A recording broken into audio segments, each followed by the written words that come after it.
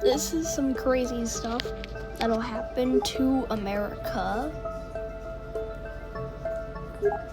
I mean, no, to the planet.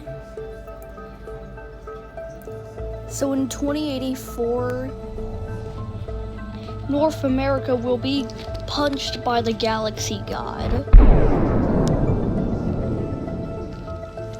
leaving dozens of people injured or not with us anymore.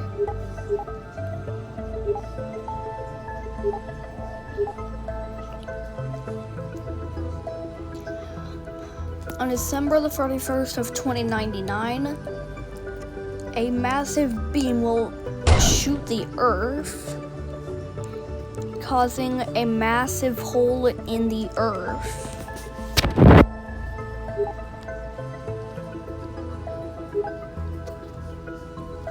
And in 2194, aliens will finally visit Earth, but just to ruin the planet.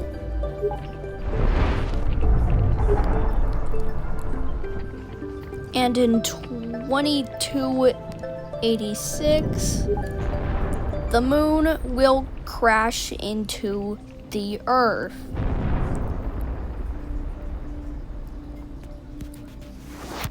So stay alive right now.